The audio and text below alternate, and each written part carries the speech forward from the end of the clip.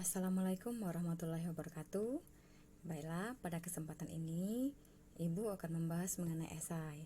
Karena pada akhir-akhir ini juga banyak siswa yang ingin mengikuti perlombaan. Nah, esai itu sendiri merupakan salah satu materi dalam mata pelajaran Bahasa Indonesia di kelas 12. Jadi untuk yang pertama kita akan membahas pengertian esai. Esai merupakan tulisan yang terdiri atas beberapa paragraf. Esai berbicara tentang satu topik seperti halnya paragraf, namun isinya lebih kompleks. Nah, para paragraf itu diikat dengan memberikan paragraf pendahuluan, paragraf isi, dan paragraf kesimpulan. Bagaimana proses menulis esai? Yang pertama adalah pra-menulis. Pra-menulis sama dengan sebelum menulis. Ada 4 ya bagiannya. Yang pertama, menentukan topik untuk menulis esai. Yang kedua, mempertimbangkan tujuan dan sasaran tulisan. Yang ketiga, mengumpulkan bahan atau informasi. Yang keempat, menyusun kerangka karangan.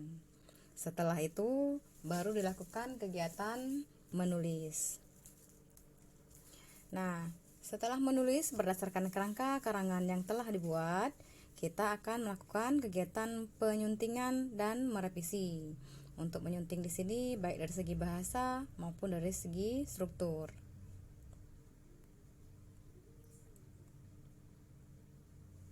Nah, adapun sistematika atau kerangka sebuah esai, yang pertama adalah paragraf pembuka. Di dalam sebuah paragraf pembuka itu terdapat pernyataan umum dan pernyataan tesis. Nah, tujuan adanya paragraf pembuka di sini yang pertama adalah memperkenalkan topik esai.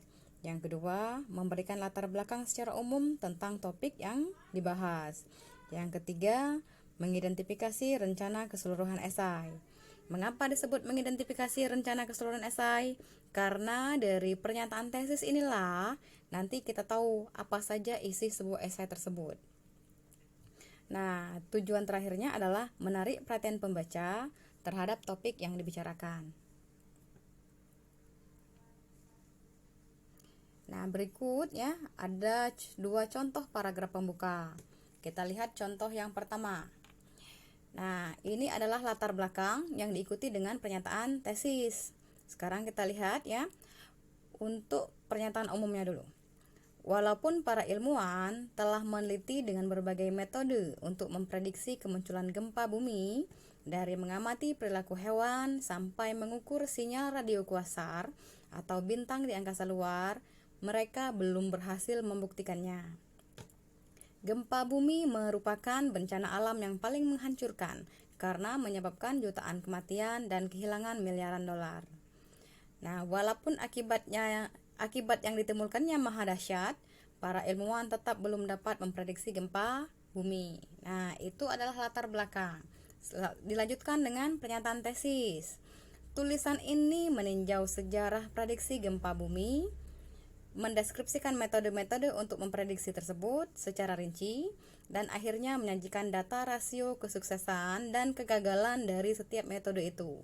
Nah, inilah mengapa dikatakan untuk mengidentifikasi tadi. Setelah paragraf pertama dari tesis kita tahu bahwa paragraf berikutnya yang dijelaskan adalah sejarah prediksi gempa bumi. Karena ada kata meninjau sejarah prediksi gempa bumi. Setelah tentang sejarah, dilanjutkan dengan mendeskripsikan metode-metode untuk memprediksi tersebut. Setelah metode-metode, paragraf berikutnya akan menjelaskan tentang rasio kesuksesan. Setelah itu ya diikuti dengan rasio kegagalan. Nah, jadi kita sudah tahu dari tesis ini apa saja yang akan ditulis dan tidak keluar dari tesis. Nah, ini diberikan contoh satu lagi ya. Contohnya adalah orang yang dilahirkan pada abad 20-an melihat banyak perubahan dalam hampir semua aspek kehidupan. Sebagian orang merasa senang dengan tantangan-tantangan yang membawa perubahan. Sebagian orang lagi ingin kembali ke gaya hidup lebih sederhana dan tidak serba otomatis. Ini adalah pernyataan umum. Dan berikutnya ini dimulai dengan tesis. Artinya inilah nanti yang akan dijelaskan pada bagian isi. Hidup di abad 20-an memiliki tidak hanya keuntungan tertentu, seperti standar kehidupan yang lebih tinggi, tetapi juga memiliki beberapa kerugian, seperti lingkungan yang terpolusi, hubungan kemanusiaan yang semakin renggang, dan nilai-nilai spiritual yang semakin lemah. Nah, dari sini kita tahu bahwa setelah paragraf pembuka, yang akan dijelaskan adalah keuntungan hidup di abad 20-an. Setelah itu menjelaskan kerugian. Nah, fokus tulisan ini lebih banyak ke kerugiannya, ya. Jadi kerugiannya ada 3. Jadi pada paragraf isi yang akan lebih banyak dibahas adalah kerugiannya, yaitu lingkungan terpolusi. Dilanjutkan hubungan kemanusiaan yang melemah, ya, dan nilai spiritual yang semakin lemah.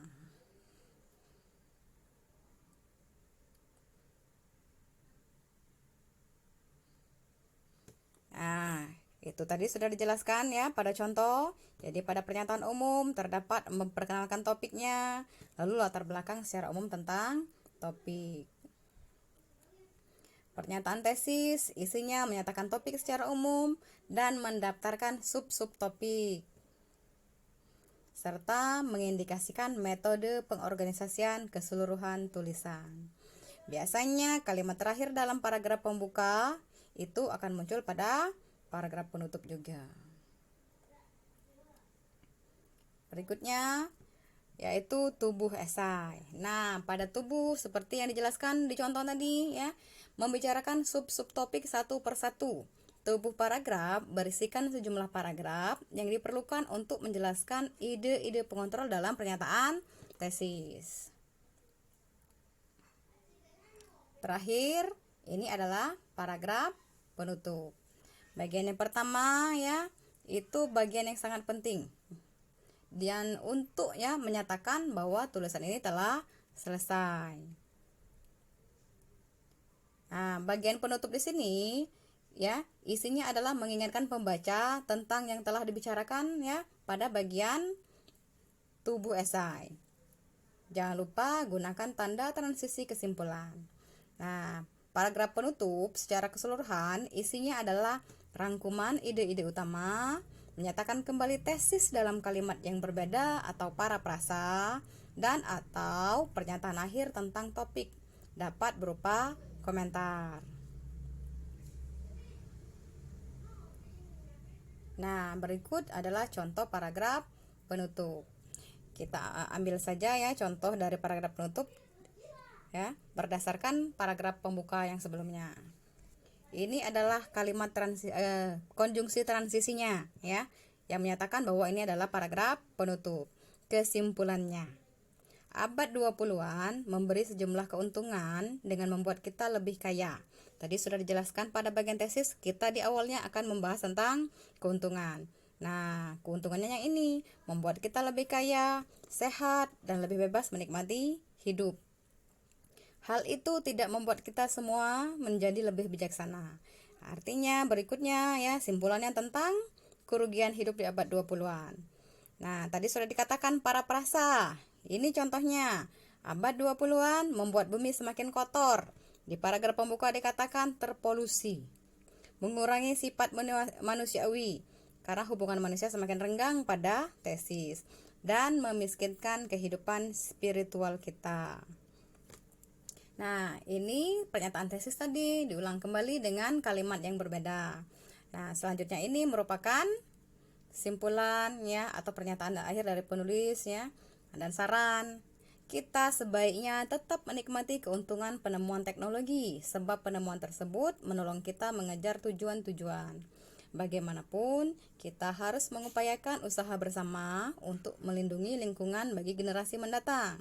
Lagi pula, kita harus meluangkan waktu untuk membuat kehidupan lebih bermakna di dunia yang serba mekanis ini. Demikianlah materi mengenai cara menulis esai. Terima kasih atas perhatian kalian. Wassalamualaikum warahmatullahi wabarakatuh.